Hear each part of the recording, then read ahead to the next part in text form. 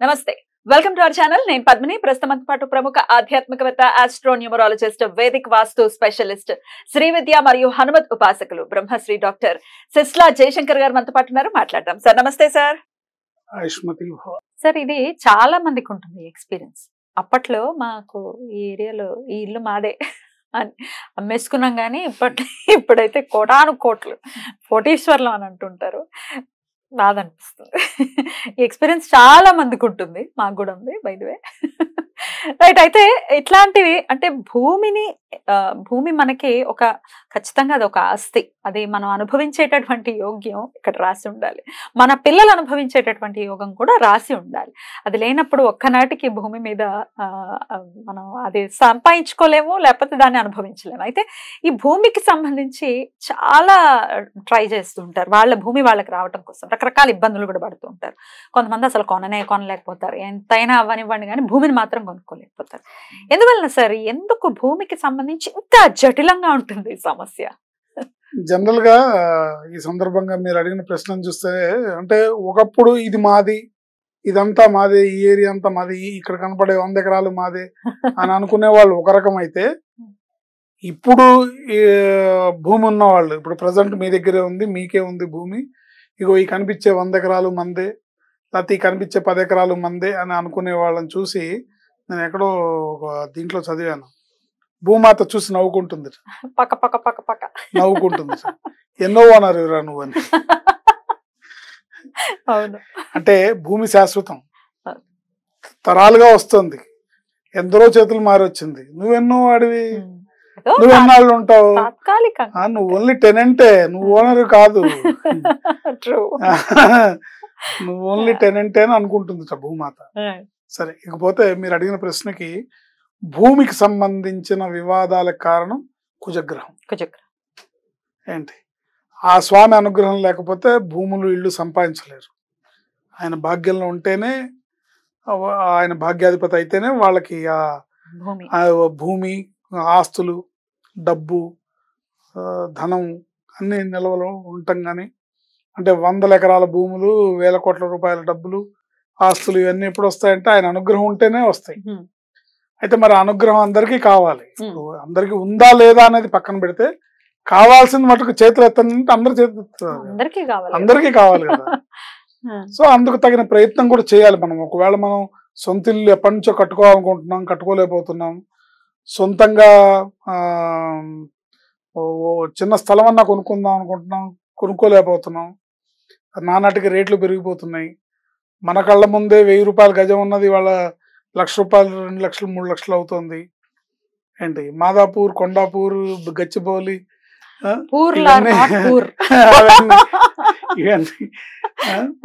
కోకాపేట మోకిల శంకరపల్లి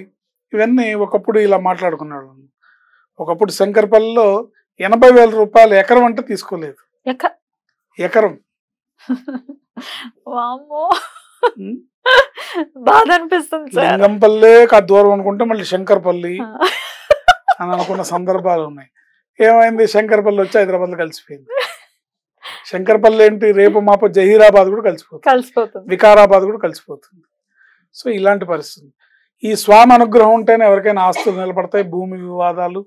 భూమికి సంబంధించిన సమస్యలు ఇవన్నీ ఇందుకు చక్కటి పరిష్కారం ఏంటంటే కృత్తికా నక్షత్రం రోజు ప్రతి నెలలో ఒక రోజు వస్తుంది ఆ కృత్తికా నక్షత్రం రోజు సుబ్రహ్మణ్య స్వామి ఆరాధన అద్భుతమైన ఫలితాలను ఇస్తుంది మీకు దగ్గరగా ఉంటే స్కందగిరి గుడికి వెళ్ళండి మీకు దగ్గరగా ఉంటే అక్కడ విజయ గణపతి దేవాలయం సైనిక్పూర్లో ఒక దేవాలయం ఉంది శృంగేరి శంకర మఠం వాళ్ళ దేవాలయం మీరు అక్కడికి వెళ్ళొచ్చు సుబ్రహ్మణ్య స్వామి ఉన్నారు కుజగ్రహంతో కూడుకున్న సుబ్రహ్మణ్య స్వామి ఉన్నాడు అక్కడ అంటే సుబ్రహ్మణ్య స్వామి విగ్రహం ఉంటుంది కుజుడి విగ్రహం కూడా ఉంటుంది అక్కడ కూడా విశేషంగా చేస్తారు ఏంటి ఇంకా మీకు దగ్గరగా ఉంటే జూబ్లీహిల్స్ బంజారా హిల్స్ ఏరియాలో జూబ్లీహిల్స్ చెక్ పోస్ట్ దగ్గర రామాలయం ఉంది పాత పోలీస్ స్టేషన్ దగ్గర శ్రీరామచంద్ర స్వామి దేవస్థానం ఉంది ఆ దేవస్థానంలో శక్తి సుబ్రహ్మణ్య స్వామి అని ఉన్నారు వల్లీ దేవసేన సమేత శ్రీ శక్తి సుబ్రహ్మణ్యేశ్వర స్వామి ఈ శక్తి సుబ్రహ్మణ్యేశ్వర స్వామికి ప్రతిరోజు అభిషేకం చేస్తారు మంగళవారం నాడు విశేషంగా అభిషేకం చేస్తారు. మీకు వీలుంటే ప్రతి మంగళవారం చేయించుకోండి, ప్రతి ఆదివారం చేయించుకోవచ్చు, ఆదివారం నాడు చేసుకోవచ్చు. లేదా మీరు నెలకొకసారి టైం స్పెండ్ చేయగలిగితే కృత్తికా నక్షత్రం రోజు అక్కడ విశేషమైన వల్లీ దేవసేన సమేత శ్రీ శక్తి సుబ్రహ్మణ్యేశ్వర స్వామి వారి కళ్యాణం జరుగుతుంది.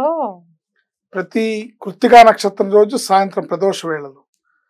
చక్కగా మీ పనులన్నీ పూర్తి చేసుకుని సాయంత్రం మళ్ళీ స్నానం చేసి చక్కగా స్వామివారి కళ్యాణం వల్లీ దేవసేన సమేత శ్రీ శక్తి సుబ్రహ్మణ్యేశ్వర స్వామి దేవాలయంలో, అంటే అది రామాలయంలో ఉంది, జూబ్లీస్ చెక్ పోస్ట్ దగ్గర. అక్కడ పాల్గొంటే ఒక సంవత్సరం పాల్గొమనండి, భూ వివాదాలు ఉన్న వాళ్ళకి భూ వివాదాలు తొలుగుతాయి, సంతాన సమస్య ఉన్న వాళ్ళకి సంతాన సమస్య తొలుగుతుంది, వివాహంలో ఇబ్బందులు ఉన్నవాళ్ళు, కుటుంబంలో ఇబ్బందులు ఉన్నవాళ్ళు, భార్యాభర్తల మధ్యలో గొడవలు ఉన్నవాళ్ళు, భార్యాభర్తల మధ్యలో విడిపోయే అవకాశాలు ఉండి విడిపోవడానికి విడాకులకు అప్లై చేసిన వాళ్ళు, ఏంటి మీకు మనసులో విడిపోవాలని లేకపోయినా పరిస్థితుల కారణం అలా సంభవించింది అనుకునే వాళ్ళు, మీరు ఎవరైనా సరే ఒక 1 year 12 కృత్తికా నక్షత్రాలు వరుసగా అటెండ్ అవ్వండి. బ్రహ్మాండంగా భూ వివాదాలు తొలుగుతాయి. పెళ్లి కాని వాళ్ళు ఉంటే పెళ్లి అవుతుంది, సంతానం లేని వాళ్ళు ఉంటే సంతానం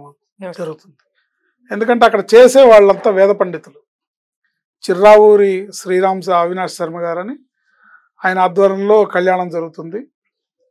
ఏంటి విశాఖ నక్షత్రం రోజు శత్రు సంహారక సుబ్రహ్మణ్య త్రిశతి హోమం జరుగుతుంది. దాని గురించి నేను సపరేట్ గా చెప్తాను, ఇక్కడ సమయం చాలదు, దాని గురించి నేను వివరంగా మళ్ళీ చెప్తాను. కళ్యాణం కృత్తికా నక్షత్రం రోజు కళ్యాణంకి అటెండ్ అవుతే తప్పకుండా వివాహం కావాల్సిన వాళ్ళు ఎవరన్నా ఉంటే 2 ఎర్రటి చీరలు అమ్మవార్లిద్దరికి, వల్లికి దేవసేనకి, స్వామివారికి ఎర్రటి వస్త్రాలు, ఎర్రటి పళ్ళు, అమ్మవార్లిద్దరికి ఎర్రటి గాజులు, ఏంటి ఎర్రటి జాకెట్ బట్టలు, ఎర్రటి పూలు తీసుకొని సమర్పించి మీ అబ్బాయి పెళ్ళవపోయినా మీ అమ్మాయి పెళ్ళవపోయినా మీరు అక్కడ దండం పెట్టుకొని ఇవి స్వామివారికి సమర్పించి ఈ కళ్యాణంలో 12 కళ్యాణాలు 12 కృత్తికలకి ఒక సంవత్సరంలో అటెండ్ అవుతే తప్పకుండా మీరు అనుకున్నది ఏదైనా జరుగుతుంది. స్వామివారి అనుగ్రహంతో ఒకసారి పాల్గొంటేనే జరిగిపోవచ్చు కూడా. రైట్, అద్భుతం సార్. ఈ వైశాఖ మాసంలో అమావాస్య నాడు కృత్తికా నక్షత్రం వస్తోంది కాబట్టి ఖచ్చితంగా జూన్ 5వ తారీఖు కృత్తికా నక్షత్రం అమావాస్య రోజు అద్భుతమైన రోజు, ఇంకా పవర్ఫుల్. వల్లీ దేవసేన సమేత శ్రీ శక్తి సుబ్రహ్మణ్యేశ్వర స్వామి అద్భుతంగా అక్కడ జరిగే కార్యక్రమం. ఎందుకు నేను ఆ గుడిని రికమెండ్ చేస్తున్నానంటే అక్కడ జరిగే కార్యక్రమం చాలా వైదికంగా వేద పండితుల ఆధ్వర్యంలో జరుగుతుంది. అంటే అక్కడ కూర్చోవటం ఎట్లా కూర్చోబెడతారు? అంటే పెళ్లి కావాల్సిన వాళ్ళు వెళ్ళి కూర్చోవచ్చా? ఎవరైనా అంటే అక్కడ టికెట్ ఉంటుంది, రుసుము ఉంటుంది కదా, అది తీసుకొని కూర్చోవచ్చు. దానికి వాళ్ళు అక్కడ దేవస్థానం వాళ్ళు తగిన ఏర్పాట్లు చేస్తారు. అక్కడ స్టేజ్ మీద కళ్యాణం జరుగుతుంది, కింద కుర్చీలు వేస్తారు కదా, కూర్చొని చూడొచ్చు. చాలా మంది వస్తారు, వాళ్ళ గోత్రనామాలు అవి చెప్పచ్చు. అక్కడ దేవాలయానికి సంబంధించిన రుసుము చెల్లించి వాళ్ళు చేసుకోవచ్చు. అద్భుతంగా ఉంటుంది, బాగా చేస్తారు. ఎందుకంటే ఎక్కడ భక్తి శ్రద్ధలు, మంత్రం, శుచి శుభ్రత, మడి ఆచారం అండ్ ఆ